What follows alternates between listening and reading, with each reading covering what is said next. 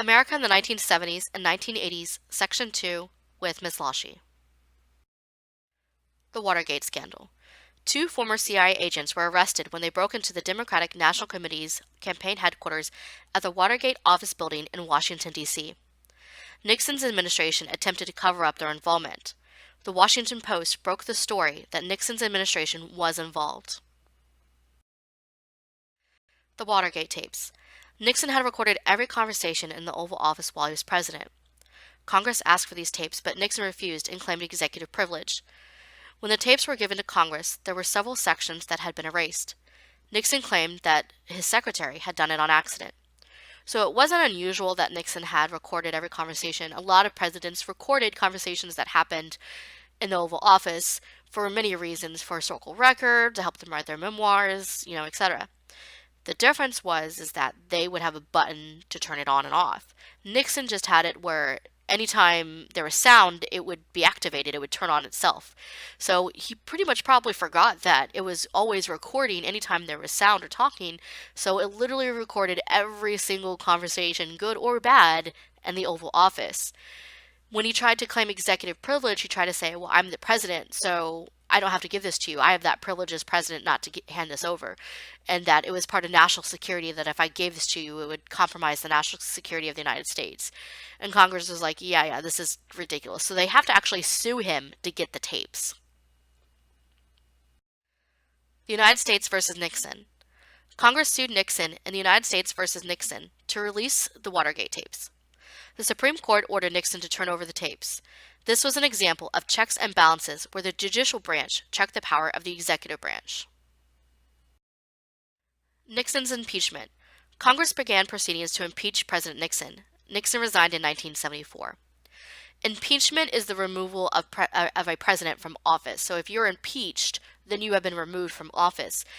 So in order to do that, it has to pass through the Senate and the House of Representatives. The House of Representatives has to have a majority vote to charge or to give the charge of impeachment.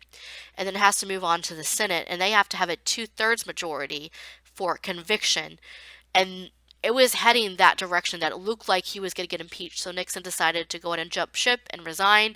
And some say that he worked out a deal with his vice president, Gerald Ford, but we'll get to that in a little bit. Impact of the Watergate scandal. Americans further distrusted the government, and they were looking to clean up Washington, D.C. They were also concerned that the presidency was becoming too powerful. Imperial presidency. Many people regarded Nixon's term in office as the imperial presidency. He extended the power of the president when he invaded Cambodia without congressional approval and through his attempt to keep the Watergate tapes due to executive privilege. Nixon also used government money to remodel his private homes. In addition, he used the FBI and CIA to spy on his enemies and political rivalries. The Arab-Israeli War. The United States supported Israel during this conflict. For decades, Israel engaged in a series of conflicts with different Middle Eastern countries. If you remember from previous units or chapters, Israel was created in 1948 as a result of creating a homeland for the Jews after World War II. And that did take land from existing Palestine. You can see on this map here to the right. And it made Palestine smaller and took land from them. And as time grew, Israel grew bigger and Palestine grew smaller. This place is still an area of heated tension in the Middle East. U.S. relations with Iran become rocky. The Shah, or leader of Iran, was losing power but had U.S. support due to their oil reserves. Iranians were not happy with U.S. support for the Shah. OPEC oil embargo.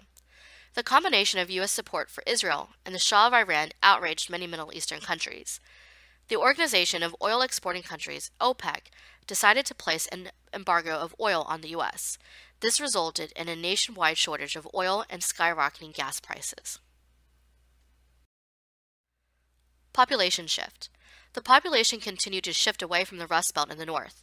There was a collapse in the steel industry, and several other major industries were collapsing in the Rust Belt.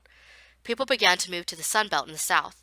Improvements in technology such as AC and water management systems made the Sun Belt states more appealing.